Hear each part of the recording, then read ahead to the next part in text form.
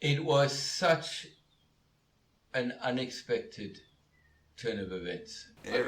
To misquote what Churchill said about democracy, it's a hell of a lot better than the other alternatives. It was the product of struggle, of dreams, of imagination, and intense collegiality and intelligence.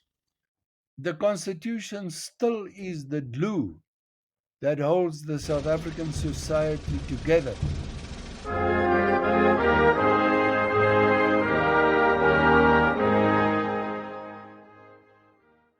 The road to the end of apartheid was long and fraught with challenges. My guest today was certainly willing to walk it and face whatever it sent his way. During apartheid, he was a representative of several of the opposition parties to the Nats, but always pushing for the extension of human rights beyond the white minority. And his commitment to the cause of universal human rights was duly rewarded when he served as a delegate for the DP at the negotiations for the new South African Constitution. He was a committed public servant, a man who has always fought for what he believed was best for his country. So, it is my honor today to talk to Mr. Ken Andrew. Hello, thank you. How are you doing? I'm well, thank you. Yeah, struggling under COVID like everybody, getting a bit bored with the limitations, but very well, thanks. And so, Mr. Andrew, where were you born and where were you raised? I was born in Cape Town and raised here. I've lived all my life in Cape Town except 3 years happily in Durban and 3 years happily in Johannesburg, Sandton. So essentially Cape Townian. And where did you go to school? I went to school at Ron Bosch Boys High, school here in one of the Cape Town suburbs. And did you notice what was happening during apartheid? In many respects, yes, although not too much firsthand, but I was very aware at quite a young age of the injustices of apartheid. So I was reasonably aware, but one didn't really have personal experience. And did your parents influence your political views in that? Only indirectly. My parents weren't particularly political. In fact, the first political thing I can remember is in the 1953 election when I was 10 years old. My mother, talking to a neighbour at our front door, referred to one of our other neighbours as a red-hot gnat. And that awakened my interest as to what a red-hot gnat was. But I think my mother would have assisted the United Party, which was the main opposition party in those days. And I think, but more important is, my mother believed very strongly in taking responsibility for your own life. And so from a very early age, we were encouraged to be independent, but to accept the consequences of errors that we made. And from my father, he was a very highly principled person, just in life. As I say, not particularly political, but also that believed honesty before all else. And so you were made, you said you were made aware of the injustice of apartheid at a young age. So how were you made aware of the injustices? Well, a combination of, you could just see things around you or hear. And my father was a journalist, and we used to get both daily, Cape Town daily newspapers at that time in the 1950s. And one then read and saw it. And so, what was it that drew you then, as a means of fighting against the injustice, to joining the opposition parties to apartheid? Well, I was generally always, particularly at teenage or school level, I was interested in everything. And when I was 14, a group of 4 of us, 4 or 5, decided to try and start a parliamentary debating society at our school. And we actually got it off the ground, and we weren't happy with the United Party. We thought it was far too conservative and still had too many policies that were race-based. And we actually formed within our party, in that sense, a party called the Democratic Party, and wrote a policy which included, for example, a non-racial qualified franchise. So that was an involvement. Unfortunately, the initiative collapsed because we couldn't find anybody to be the National Party, who were the government, in our school parliamentary debating society. So it really didn't get off the ground. And it's interesting you mentioned that, because I wonder, would you say that the Western Cape, and specifically Cape Town, had a different view of apartheid generally than the rest of South Africa? I would guess so. Certainly the Cape Town City Council, which in those days was not overtly political. The candidates were supposedly all independent, but in practice political parties helped councillors to get elected in their wards. But, you know, for example, with beach apartheid, the Cape Town municipality refused to put up whites-only signs on beaches. And so one's sense was that it was probably more relaxed.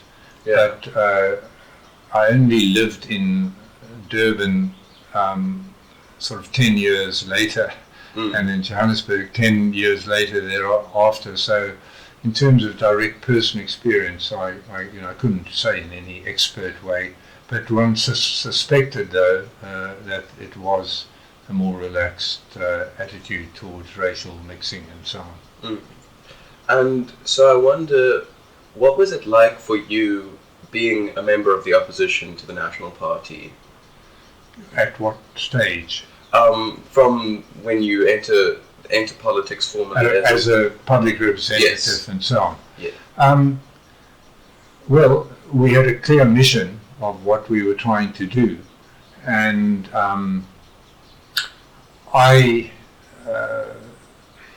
what my views is, they were very structured as a hierarchy. When I became a provincial councillor in 1977, there were three of us in the who were offered. There were six.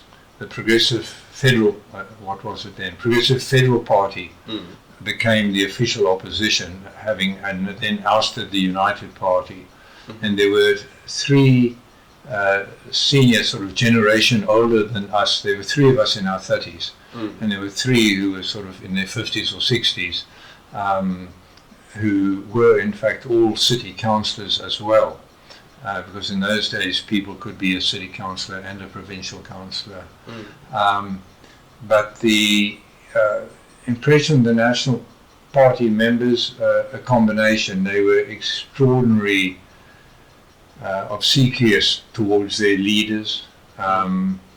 They couldn't believe that, as when we were in debates, that these 30-something-year-olds were attacking their administrator, who was the leader, and that was equivalent to what the Premier is now in a provincial sense.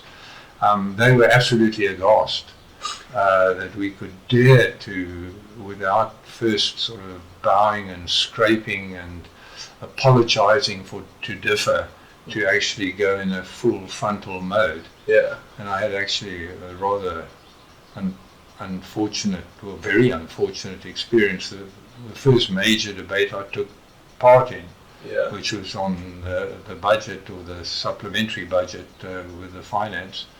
The poor opposition spokesman from the National Party, in replying, was very agitated and actually keeled over and died. So it was quite a shock.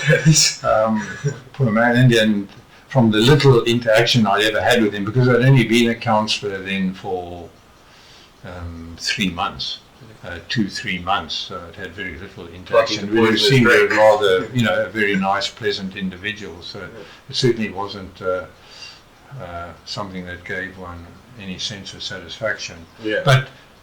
And I don't know the man's medical condition. I mean, maybe if he'd been sitting next to the swimming pool, he would have keeled over. But he was, anyway. So it was that difference and difference of a sense that you gave a hard time to anybody junior to you, and you licked the boots of anybody senior to you. Was to me, a respect for authority, I suppose, is to put it in a more neutral way, struck me very forcibly. And did that kind of sense of respect for authority extend into when you moved from the provincial councillor to be Essentially, yes. Yes, I would say largely so. Although the members of Parliament from the National Party, there were more of them that were more senior than many of the, because people would often start as a city councillor and then become a provincial councillor and then become a member of Parliament. So they tended to be a sort of slightly more senior cohort, both within their party, the National Party, as well as just age and maturity and self-confidence. And so would you say, as a member of the opposition, that you had legislative power, or what were you able to kind of achieve as an opposition figure? Well, there were quite a lot of things. The provincial council often did things that were not ideologically based. So, for example, the provincial council only handled white education. So if you brought up issues on education in relation to the responsibilities of the members of the executive committee that you were dealing with for education, you didn't necessarily have the ideological divide. For example, one of the things that I was quite involved with the education portfolio. I can't remember whether I was this spokesperson or not.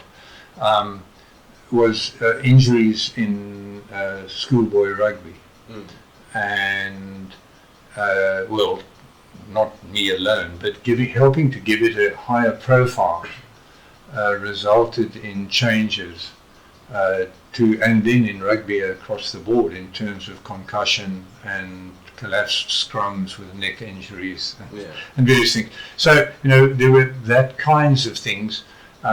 You generally weren't, you may raise them, but I mean, they weren't going to change the history textbook because you said you didn't think it was unbiased.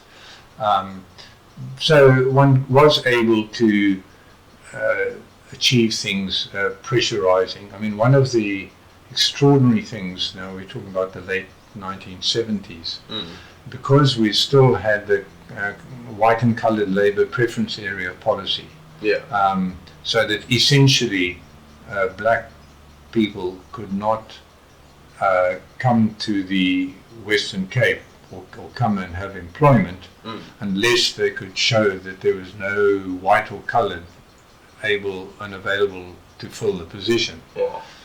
Which has impacted on the history of the Western Cape very considerably, because so one of the byproducts of that is you have a very thin, what you might call middle class layer of black Africans in the Cape Town area, because they weren't, other than teachers, there were very few others who were allowed in.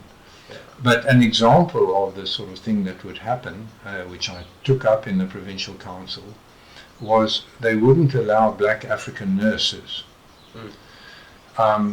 which meant you would have a white doctor consulting with a black African woman who had some or other medical complaint, and she didn't understand English or Afrikaans particularly. Yeah. And the doctor couldn't speak Xhosa or understand it particularly. Yeah. And so, I mean, the particular thing that raised my ire that I then gave prominence to was the doctor would have to call one of the black cleaners to come into the consulting room to explain whether it was what medication the person needed to take or whatever needed to be conveyed with accuracy to the patient, the black African woman patient. Well, it would apply to black African men too, but one often felt with the, because I don't, anyway, that's what happened. And so one pressurized for that sort of thing, and then what you did find over time, sometimes they would realize that how inhumane that was. And I can't remember as a matter of fact, but it was the sort of pressure one could put, and the result would be that they would change and treat black African nurses, female nurses, as people who could come and work in the Western Cape. Yeah. So you were trying to exert minute pressure to form cracks where you could. Yeah, try to improve. And I mean, I was only a provincial councillor for 3.5 years. Yeah. And as I mentioned, its scope was, quite limited, but one did what one could.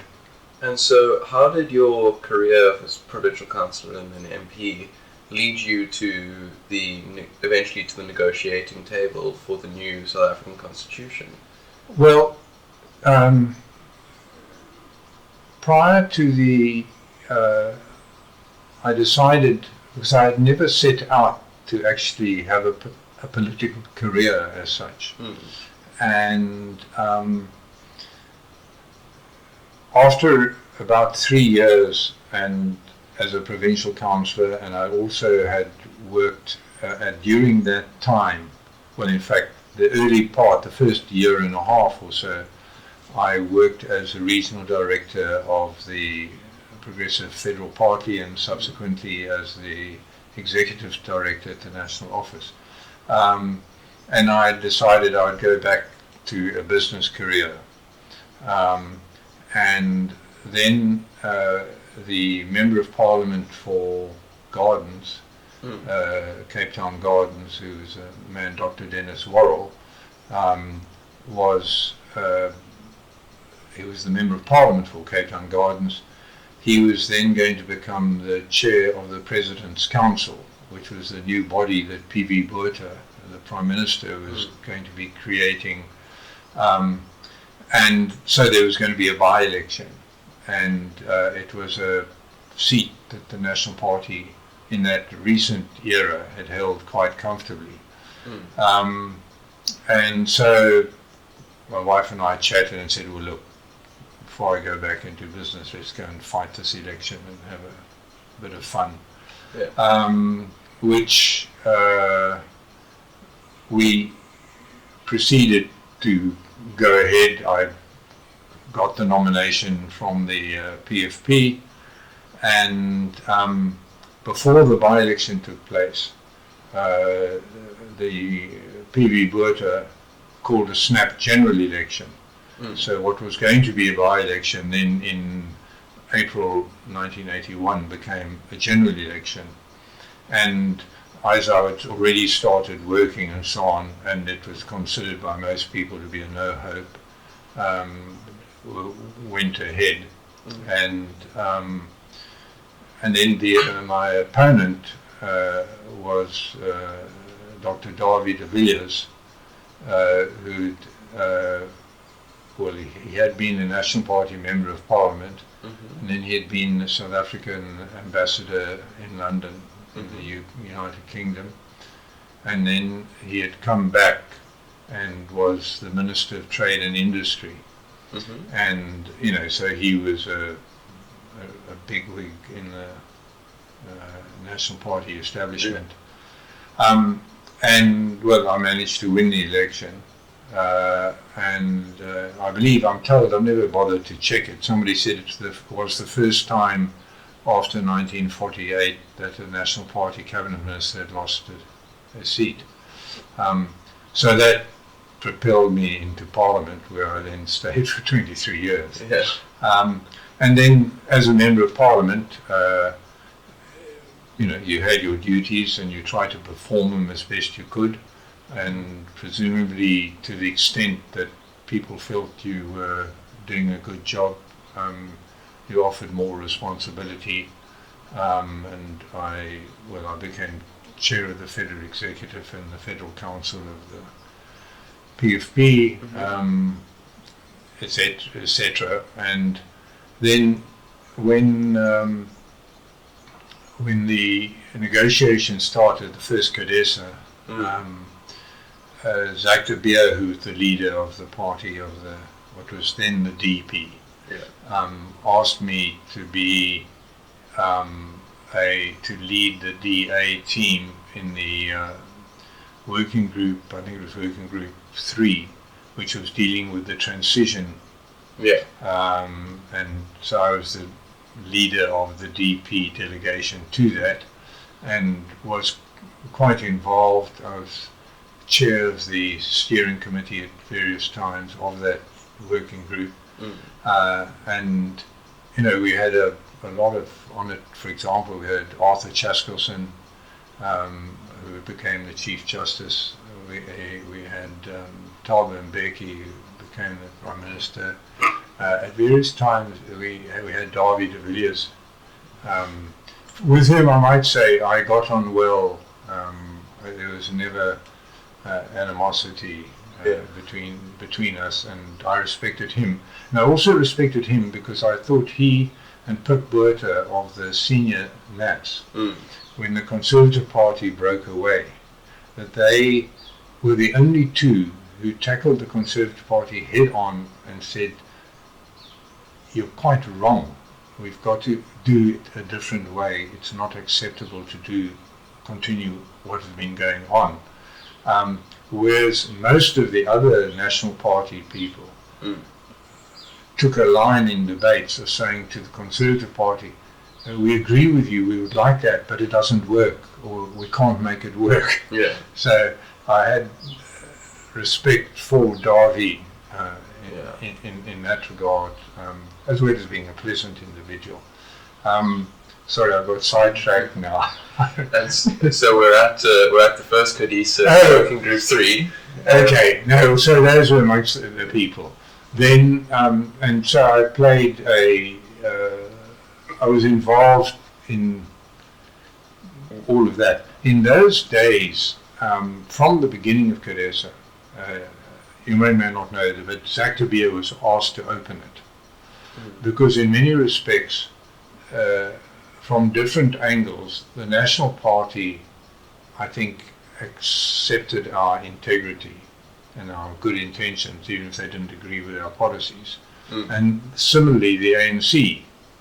And so very often, the DP, small though it might have been, was looked upon as a kind of honest broker. Yeah. And because we weren't big, we weren't a threat to anybody else. So if Jacques de Beer was given the honour of opening the first CODESA, they knew, A, he wouldn't abuse it, and B, even if he did, we were a small player, and therefore it wasn't going to, go great DP problems. guys going off again or something like that. Yeah. And then, of course, after not many months, CODESA blew up. For interesting, I think it's often overlooked how pressures build up for something to happen. It can be different kind of circumstances, but it's often the human dimension which causes the dam wall to break, so to speak. Yeah. And I think the breakup of CODESA arose primarily, I think it was Working Group 2, in which there were we were dealing with the constitutional issues, whichever group it was. I think it was called 2, Working Group 2. And there you had as the National Party representative, the primary one was Gerrit Viljoen, who was a very calm academic kind of man. He had been rector of the University of Johannesburg, or Rand Afrikaans University as it was called then. He had also been chair of the Broederbond, and he was a man of in fact, I think he probably had his doctorate from the Netherlands somewhere. So he was that, and he was not the kind of person who would deal in personal jibes and that sort of thing. Yeah. So he was sort of quite intellectual and calm. And he became ill and was replaced by a chap, Tertius Delport, who subsequently was part of the Democratic Alliance and probably still is if he's alive. I think he probably is. But he was a very different personality. He didn't have that kind of calm, automatic demeanor of a senior individual who was confident sort of in his own scheme. So he was more of a sort of belligerent kind of debater than Gerrit Viljoen would have been. In addition, if I recall correctly, we're going back a long time, 30 years, he had laryngitis, or his throat was playing up. He had a bad sore throat. So, it was quite difficult for him to talk calmly. Plus, he was probably not feeling that great. Yeah. Plus, his temperament of not being a cool, calm individual like Gerrit Viljoen, I think that changed the atmosphere within that working group, which I wasn't part of, so I wasn't in those meetings. And so that was one element that I think created pressures for the thing to blow up. Yeah. Secondly, I think that the ANC was beginning to feel that it was conceding too much. So they were kind of almost looking for an out or an issue over which to call, call it quits. Call it quits, or say we've got to start again. This is not working, or whatever. Yeah. And then, of course, Boy Patong happened.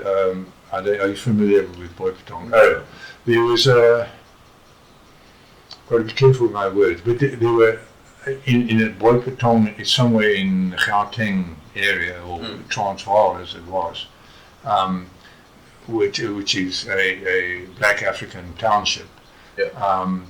And there was a overnight raid in which a large number of people were killed. But the security forces? Well, it's not my special area of expertise, but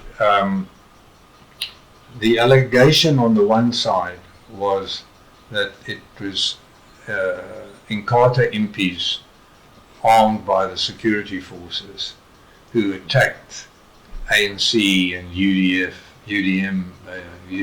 people in the township. But there was a great deal of bloodshed. I'm sorry, off the top of my head, I can't remember the numbers that were killed, but but it was a large number. Yeah, it may have been, say, 35, but which, was then, it gave the ANC the opportunity to say, well, if this is the way the government's going to behave, and kill our people, there's no point in negotiating with them. So they walked out. So that was the end of CODESA in first form. So we then moved to the MPNP. Okay, and then there was a hiatus for the best part of a year. Mm. And we reconvened as the multi-party Multi-party negotiating process. That's right. MPNP. MPNP. Yeah. And now the structure was going to be somewhat different. That each organisation would have 2 senior delegates and 2 substitute delegates, and one of the 2 senior ones had to be a woman, and one of the substitutes had to be a woman. Yes. The leader of our delegation was Colin Eglin, and I was the male substitute person, and I was also put in charge with coordinating the DP effort in that situation. So I was very heavily involved, and then as things developed,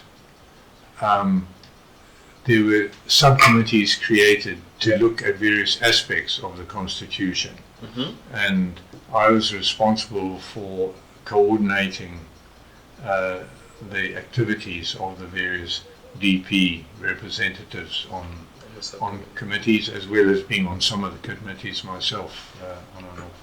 And so what were you pushing for in your personal sense to have included in the new Constitution? Me personally? Yes. Well, I mean, it was depended which the committees that I ended up on, the subcommittees that I was on, were the ones to do with the Independent Electoral Commission, or the Electoral Commission as it officially is, and the Electoral Act, the voting system. Those were the 2 that I was intimately involved in that process. But obviously I was interested and supportive of the people doing the Bill of Rights and other aspects as well. Yeah. And so what specifically were you trying to have included though? I mean, what in your capacity did you push for in terms of how the Electoral Commission now looked, or how it was going to look? Well, one wanted an independent body because one saw how, for example, with delimitation with the previous National Party government, how they used to rig constituencies to maximise their number of victories. So one wanted to have a proper electoral system. Now, unfortunately, the reality was when we convened in, I need to get the timing right, 1993, April 1993, we were on the process, the MPNP. MPNP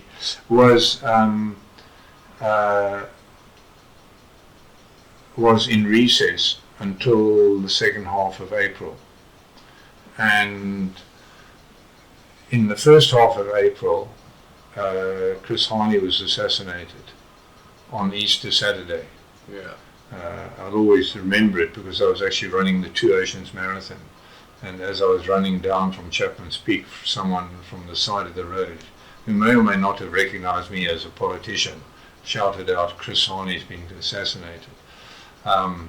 Anyway, so that was a massive crisis for South Africa, and thanks to people behaving sensibly, in particular Nelson Mandela, things didn't boil over.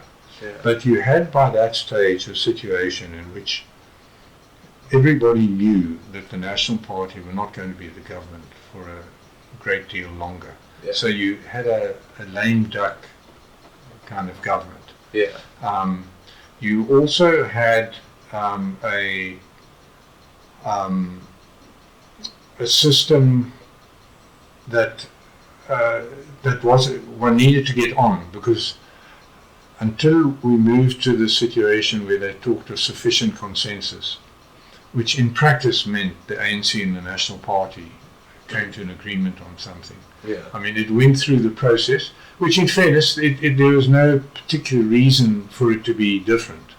And it was a bit of a nice cosmetic name to say sufficient consensus, Yeah. but people knew if whoever was in the chair, like Cyril Ramaphosa said, or the discussion, there seems to be sufficient consensus, and that was because Ramaphosa and Rolf Meyer had actually come to agreement on something and had been distributed.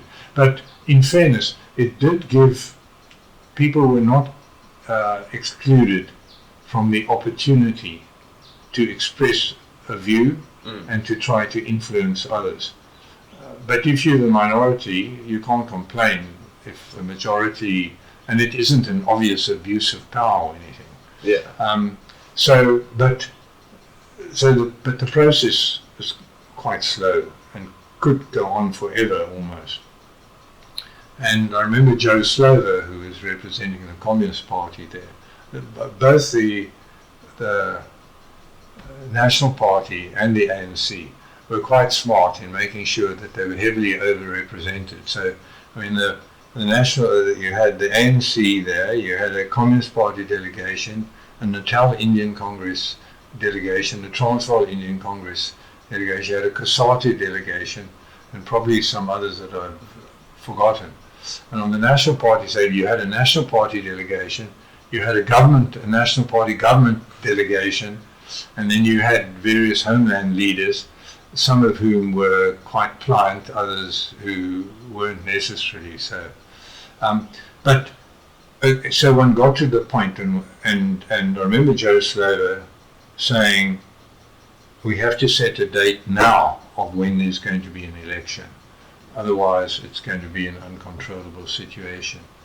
And so the date of 27 April 1994, so that was 1 year on, was set. Now, one of the ramifications of that, which I don't think was an unreasonable situation, one of the ramifications of that was when you were looking at an electoral system. Now, we argued very much for versions of an electoral system not dissimilar to Germany, a PR system in which you had representatives of constituencies, as well as a top-up of PR list representatives to give the correct outcome, so that the boundaries of constituency weren't then going to be a critical factor of who would be the majority and how many representatives you have. So we were very much and argue very strongly in favor of that. I was in the small group about, I'm trying to get the dates now in my head, but when we were at crunch time, they flew us all to the Defence Force missile testing range near Warnhuiskraan, Arniston, near Bredasdorp. We were all flown there in military, I think it was military planes. Anyway, we were flown there, and then we were kind of almost sort of, you're locked in here for 3 or 4 days, morning, noon, and night. And at the end of this, there's got to be an agreement. An agreement. I was then allocated to the group dealing with the Electoral Act. We previously had some discussions, it was interesting.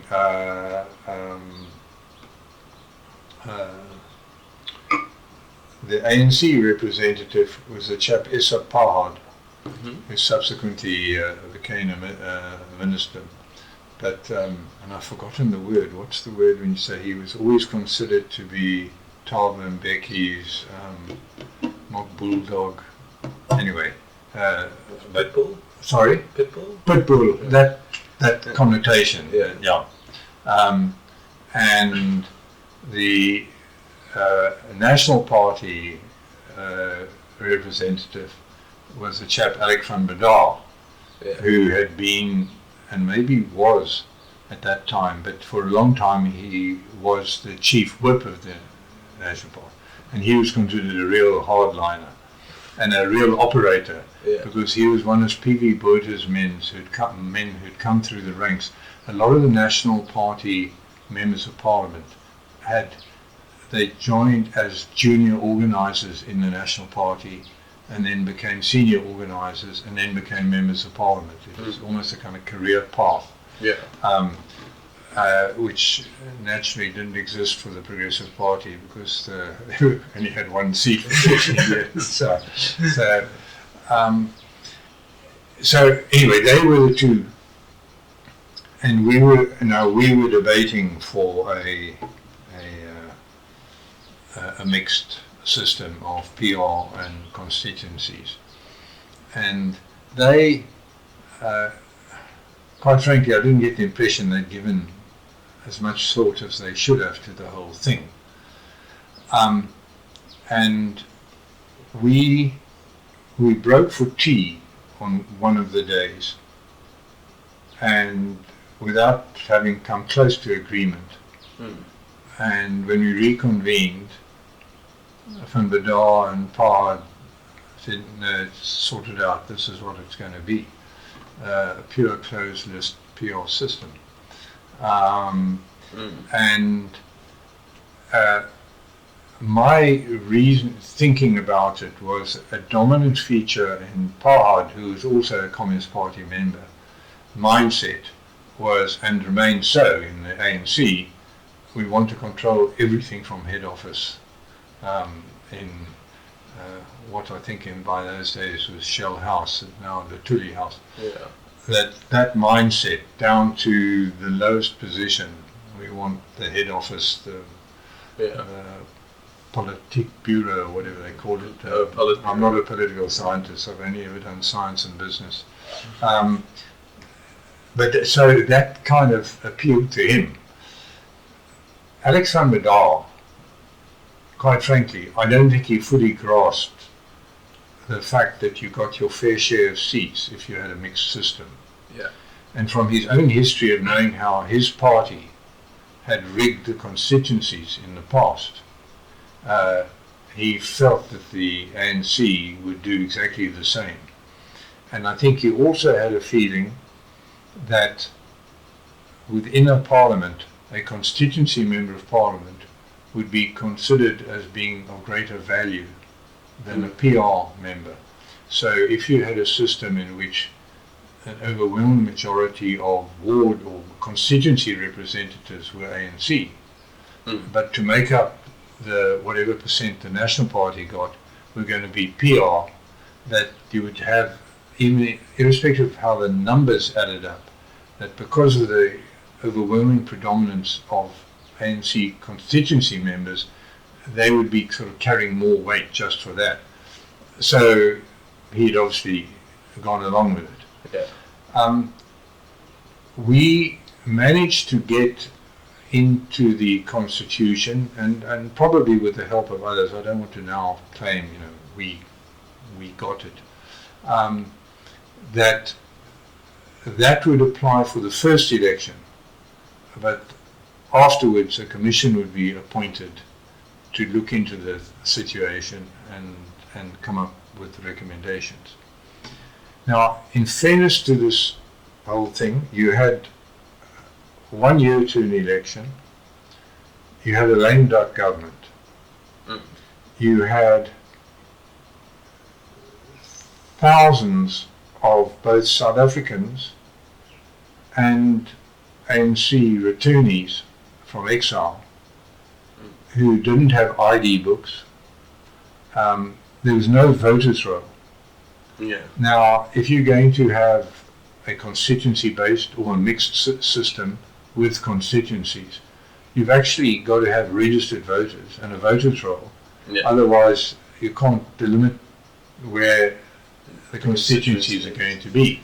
And that's a long process. Well, particularly the registering of voters, you need months for that.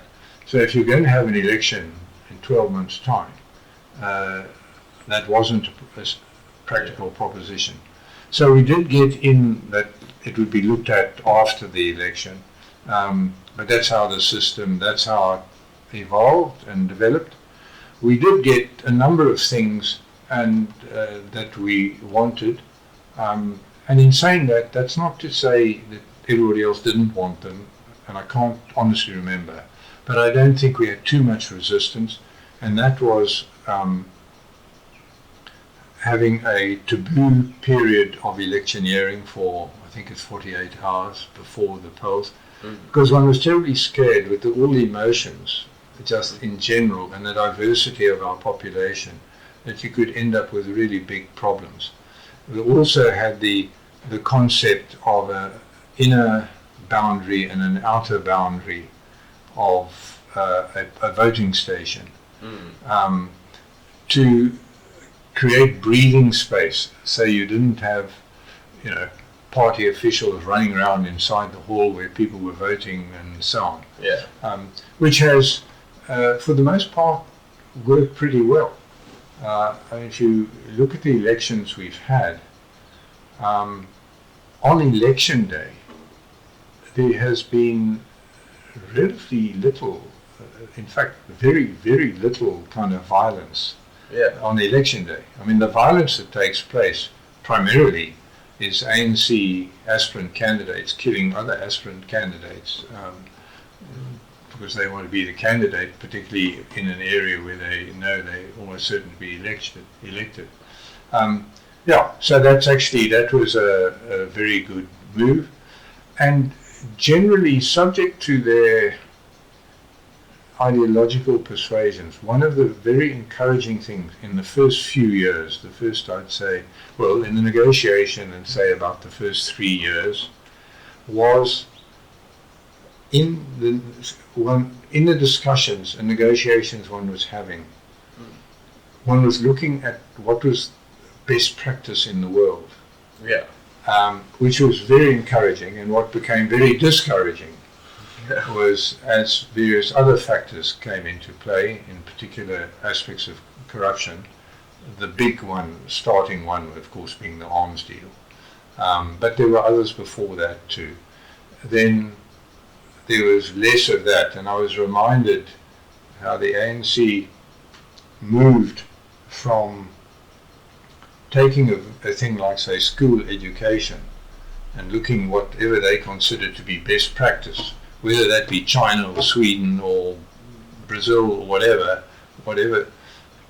of then trying to move in that direction to going and saying, well, we're better than Sudan or Afghanistan.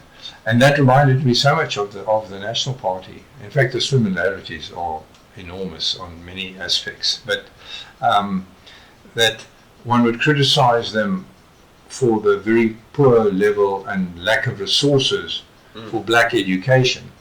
And then you get one of their speakers standing up and reading all figures from Bangladesh that were worse off than black Africans in South Africa. But in those early days, and in most of the constitution making, except wanting to keep control, the mindset of people that I dealt with was what is best practice. And one can see that in a thing like the Bill of Rights. They'd get Bill of Rights of countries from all over the world and say, okay, what can we learn from these? What should we incorporate? Yes, like I believe, and correct me if I'm wrong here, that we drew very heavily from the Canadian Bill of Rights and the German Bill of Rights in constructing and looking at what best practices in the world. Yes, I think that's look, I wasn't directly involved with that because we tended to have our lawyer people doing that. But yes, certainly that rings a bell. Canada, Germany as two examples, but I can't really vouch for the detail on that. And so I'm wondering, throughout this kind of period, from the start of CODESA, when you saw, and then the implosion, and then the year hiatus, and then the MPNP. What were your fears for how the negotiation process might go horribly wrong? Or Yeah. I suppose one concentrated more on trying to find solutions rather than spending too much time. You know, if you've lived in South Africa any time in the whole of my life, the whole of my conscious life, there are more than enough things to worry about what could go wrong. So one would be, you know, trying to be forward-looking and interacting with the main players. I mean, for example, Nelson Mandela, in this era during that hiatus, invited 3 of us to come and have supper at his home with him, just the 3 of us and him, and talking about how can one get the negotiations back on track. Yeah. And, you know, we would make our inputs and so on, and we would also, to the extent, because the parliament still existed, so we were having debates with the National Party and urging them both publicly and privately, you know, to get sorted. But I can't honestly remember having a specific feeling of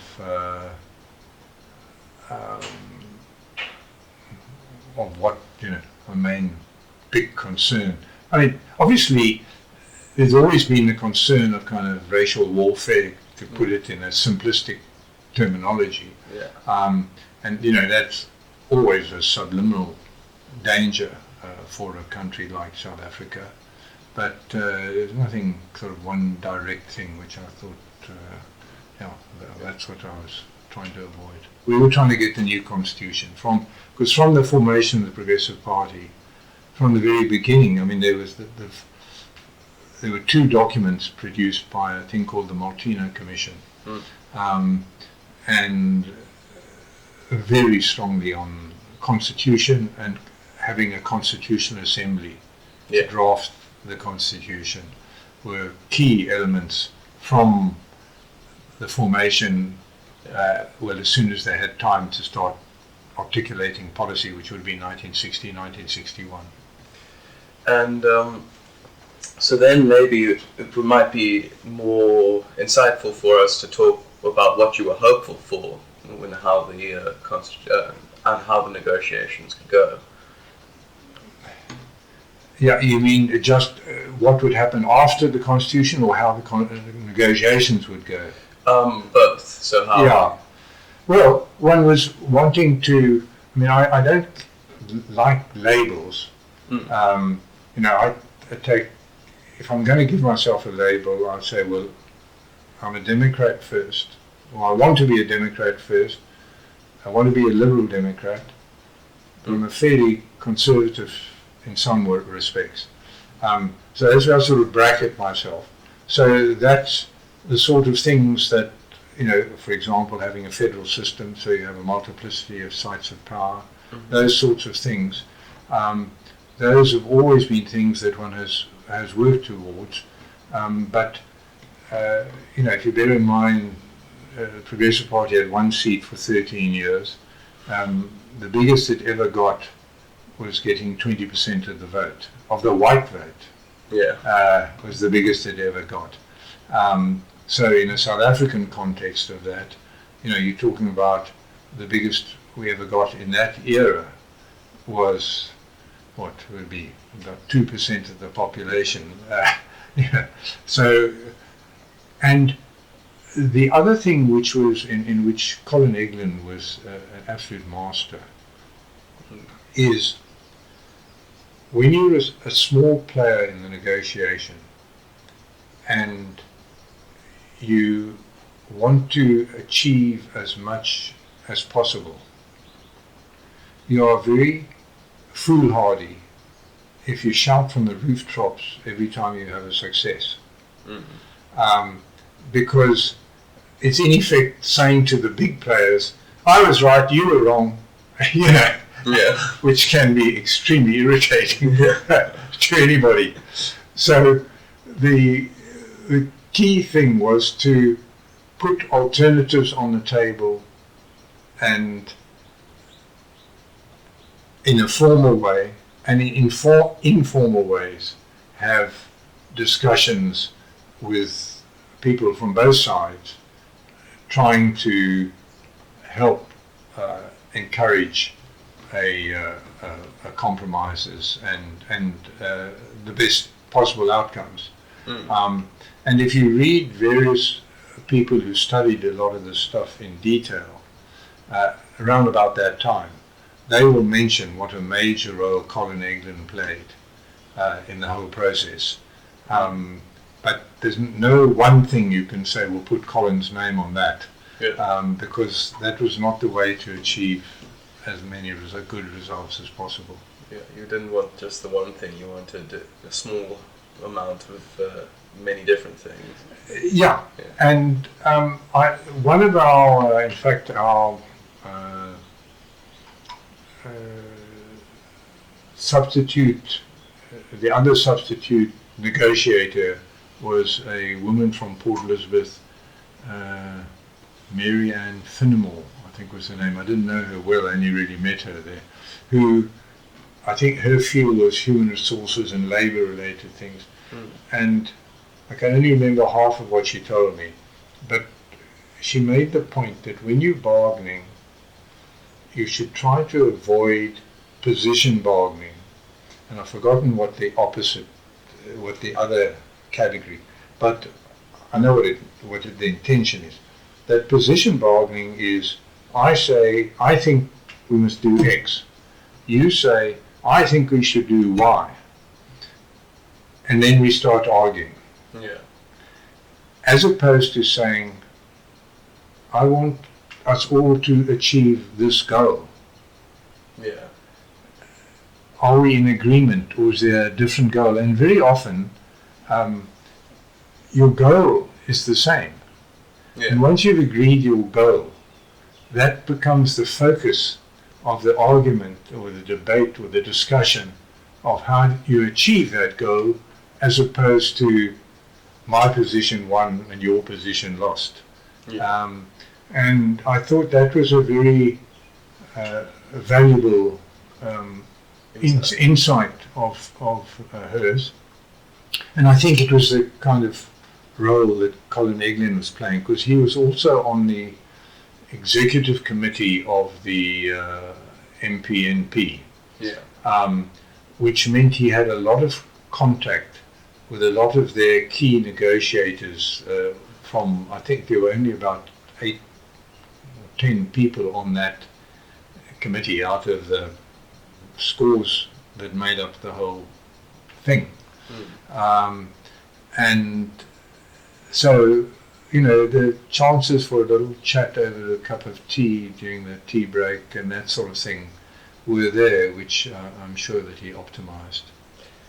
And so I'm wondering, are there any moments that particularly stand out in your memory from the negotiations? Like you talked about how you were flown to the bomb range and locked in a room, but are there things like that happened maybe at Kempton Park in Johannesburg? The Joe Slover thing about we've got to set a date. Yeah. That certainly stood out in my mind. I think, of the incidents when the RVB and Eugene Terreblanche invaded, that also, but I think what that did to some extent, at least, because that was on the 22nd of June 1993. Yeah. No, I tell you, I remember it was our 25th wedding anniversary. And I had to get back to Cape Town for the party that night, and we were locked in by. So I won't forget that day in a harbor, and it was dramatic.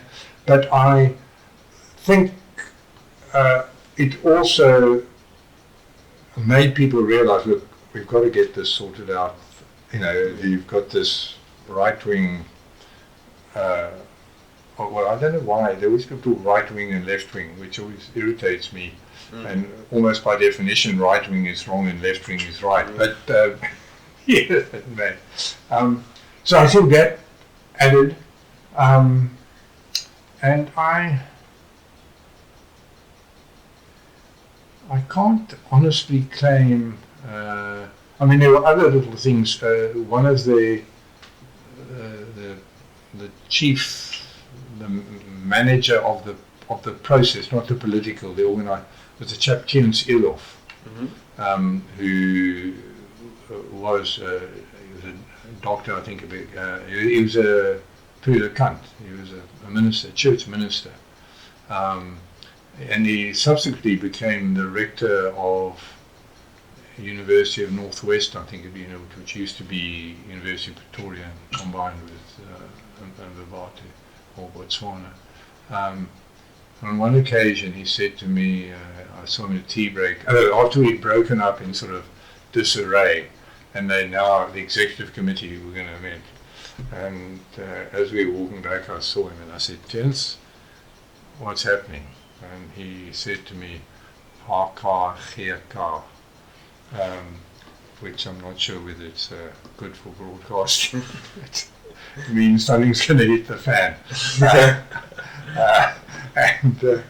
But in all honesty, I can't subsequently remember what the particular issue was, or what in fact arose immediately from that. But you know, there were quite a lot of, well, there was a great deal going on behind the scenes between the National Party and the ANC. So very often when you'd sort of get to a deadlock on something, and then they would adjourn till the next day, and then Rolf and Cyril would rush off and have a confab and see if they could make any progress, and then I presume they'd report back to Mandela and de Klerk, who would either give the nod and say, okay, you can go ahead on that basis, or not, as the case may be. Yeah, so that, but I can't sort of say, kind of, yes, at that point the National Party said we'll accept one man, one vote, you know, or that kind of, Yeah. or so yeah. So the answer is no. I mean, I remember both in Kempton Park and then subsequently after the Constitutional Assembly, when we sat right through the night. So I mean, I was absolutely fatigued, let me put it politely, on some of those occasions. Yeah. So they certainly stick in my memory. And I remember two of the last things, there was something in the Bill of Rights. One of the last issues that we had to decide was in relation to school education, what the wording should be in terms of the rights of parents to choose the type of education their children wanted or could have, but while at the same time accepting you didn't want people to say, well, I want my child to have whites-only education, so we're going to have a whites-only school. Yeah. So, you know, to get that balance of freedom of choice, but subject to non-racial and democratic values. Yeah. But that was with the Constitutional Assembly thing. I remember us meeting in a room and saying, would we accept this wording? But it had been argy-bargy for quite a while. And so I wonder, with the benefit of hindsight 30 years on, is there anything that you would have done differently throughout the period? Well, when you say, there are things that I think we should have been more insistent upon, whether that would have ended up making a difference or not. You know, when people write, and I'm generalizing, but certainly it's my impression, when people write laws and when people write constitutions, they cannot get out of their head the current personalities. So I would say there was far too much power in the hands of the president, which was a safe bet with Mandela, but has been shown otherwise since, and not surprisingly. So I think that was a big error. I think the combination of a closed PR system, closed list PR system, which is what we have, Yes.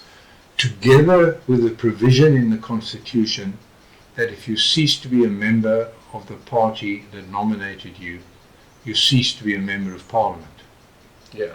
Now that gives the head officers of parties an absolute, or whoever's in power and control of the party, whether it's just a leader as an individual or whether it's a cohort of half a dozen or 60, it doesn't matter, have absolute control, which what it means in practice, and I've experienced as a constituency member of Parliament as well as a PR list member of Parliament, I might say retired when I wanted to retire, so I haven't got any sour grapes about being thrown out or anything, is that a member of Parliament under the current system is essentially just a different category of party employee.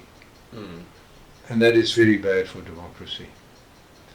And I think there needs probably to be a distinction, possibly, between national and provincial on the one hand and local government on the other.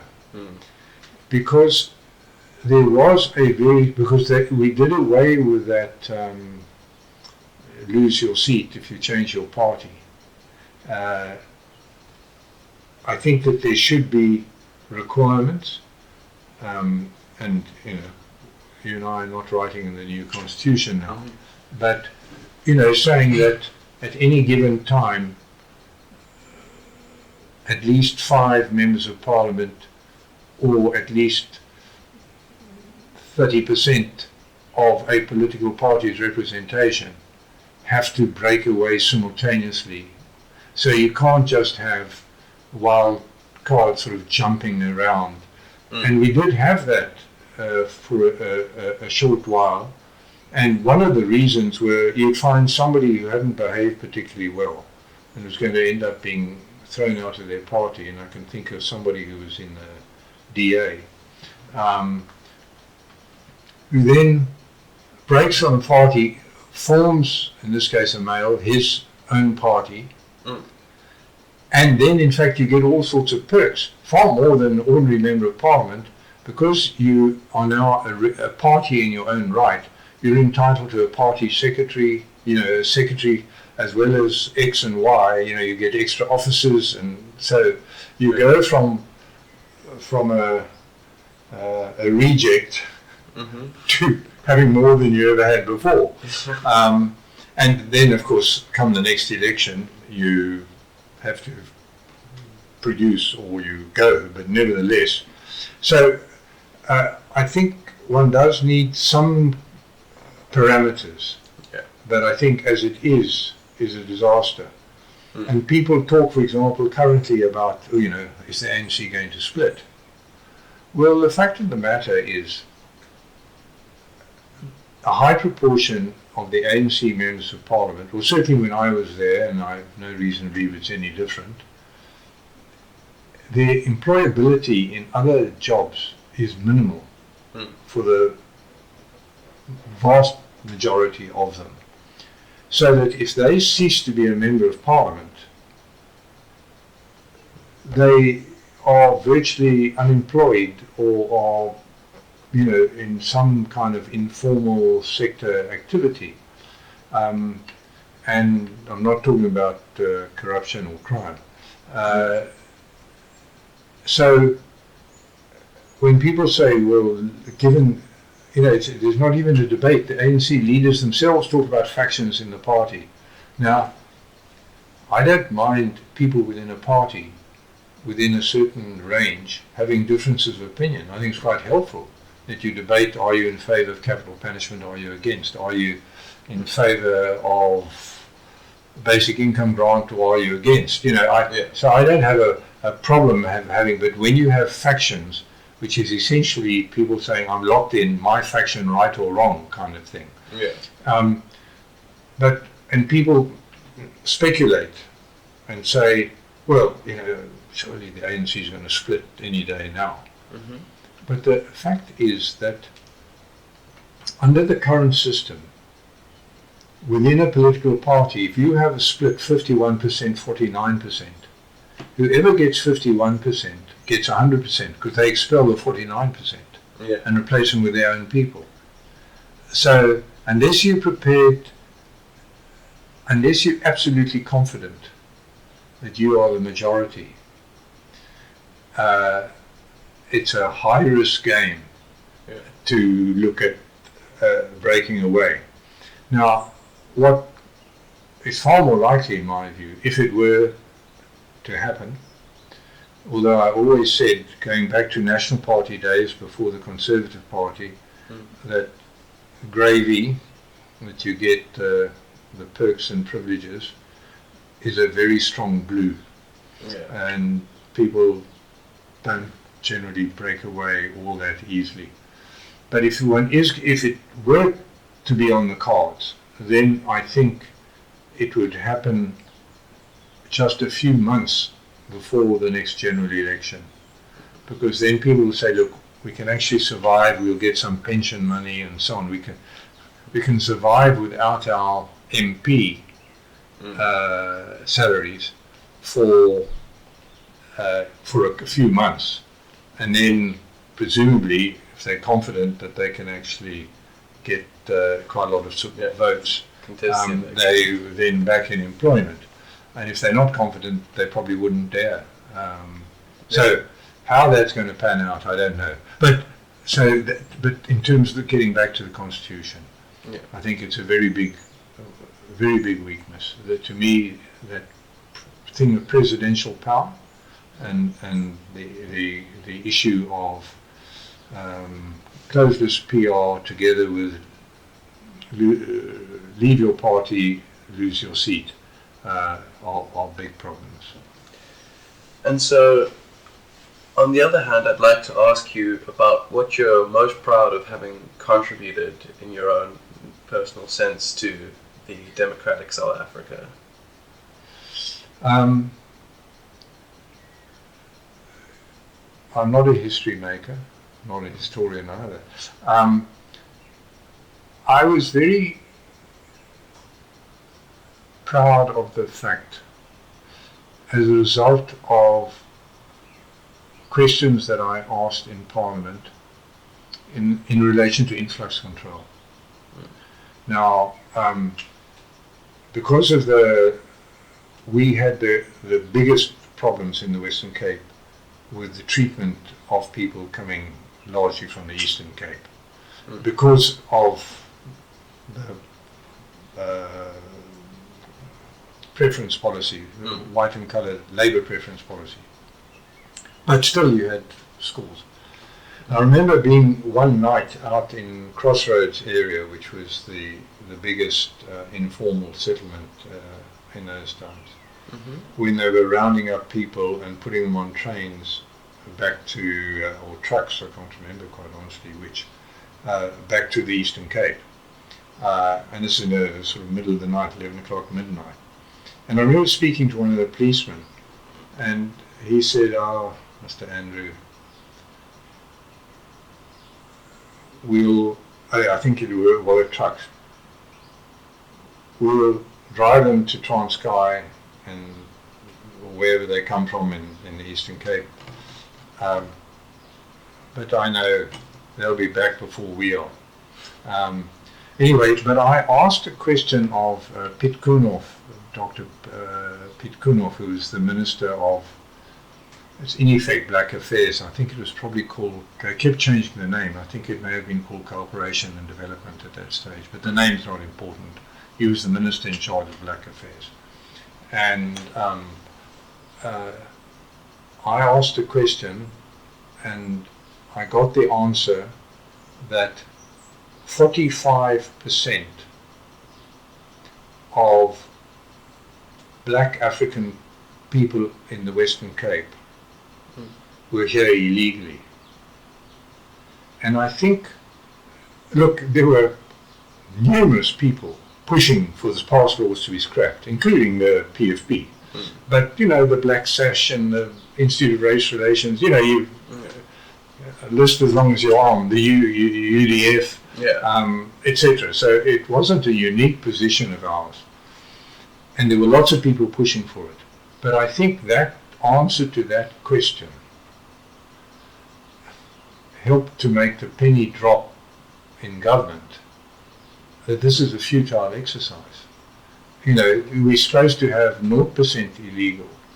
And it's now already, by their own admission, not by Ken Andre estimating, 45%. And it wasn't very long after that, you know, at the timing, we're talking about 35 years ago, well, a bit longer, 36, 37, that they scrapped the pass laws completely. So I felt my little question had made a little contribution to that process. And then the thing that's closest to my heart probably is, and again, there were many people and organizations a lot more powerful than me, but pushing for the opening of schools to children of all races. Now, you know, would have been before you were born, but they made eventually they were pressurized into, and certain things like starting the Springfield Convent, and then followed by, I think bishops already by then, shortly thereafter, not that long thereafter, were beginning to flout the law, which was how many, incidentally, many apartheid laws broke down. The last thing that changed was the law, after everybody was ignoring the law. Now, it wasn't quite that scale, but nevertheless, one of the, they said, let's get my figures right, that over in a poll of parents in which over 70% voted, and over 80% voted to open their school, then the school could open. And I worked hard on going to various schools, and I actually wrote a document because, but I was pushing against an open door, but because I'd been in politics, I felt that I could anticipate some of the parents' fears, because I'd had the same debates about opening swimming pools and, you know, various sorts of things. Anyway, whether I had 0% influence or impact or more, I don't know. But I was actually on a parliamentary trip when the voting was going to be taking place, which was in the October, November of about 1991, thereabouts. And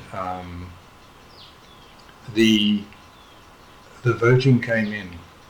And knowing white prejudice, I couldn't believe it, that they were getting 88% polls with 98% voting in favour. And I was, there was, in relation to that, there was a professor at UWC, a black African man, and his wife was a principal of one of the schools. They lived here in Rondebosch, and they had like 3 children. So that was the family. They lived in Rondebosch, and I actually knew them personally. You know, what I had sup in their home once. and I knew both of them, and more particularly the wife, who's the school principal, because in the 80s, I became the spokesperson, what they now grandly call the shadow minister of black education for the PFP. Anyway, they had a child who had special needs, and there are 3 schools in this part of the world, government-run schools, that create the 3 categories of children with special needs. This is intellectual type needs, not blind or deaf, not those things. And this child fitted squarely into the middle category, for which there was a school in what was Lansdowne Road, Imam Hiran, and they tried to get the child in there. Now the other schools were open already, and they tried to get their child in there. And by this time, of course, we had a tricameral parliament and a whites-only minister, and they kept hitting a brick wall. And then they came to me, and together with other colleagues, because I was away on and off on some trips, we did our best to get this kid into that school. The principal was happy, the school committee was happy to have the child, but the government, no. So I went and, so the opening schools applied to the provincially run white education departments, but special needs are run from a national level, and that they weren't allowing it. Anyway, I made an appointment February, probably 1990, maybe 91, to see the minister concerned, a man by the name of Piet Klaassen. He was a very amiable kind of guy from the Free State, former school teacher or principal, but quite a verkrampter. And anyway, I put the case to him of this child and so on.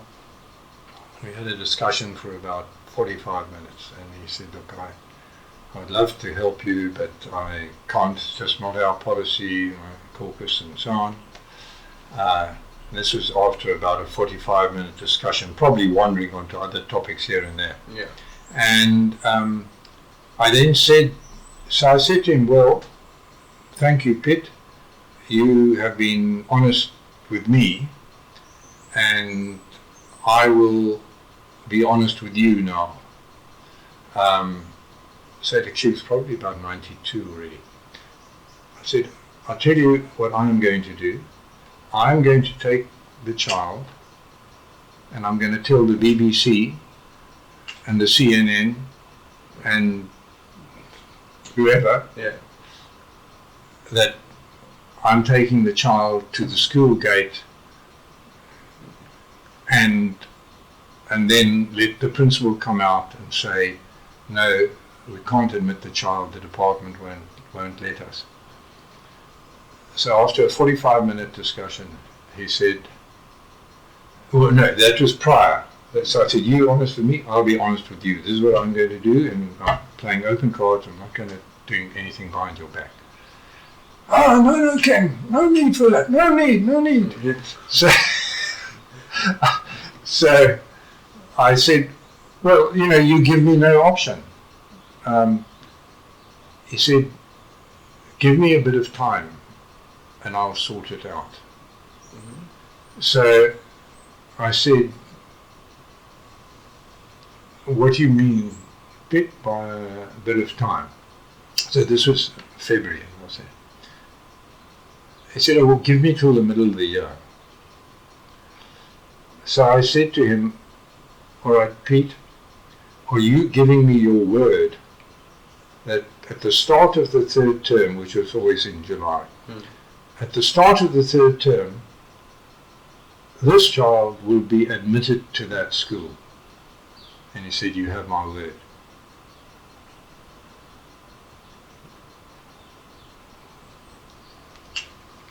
has happened.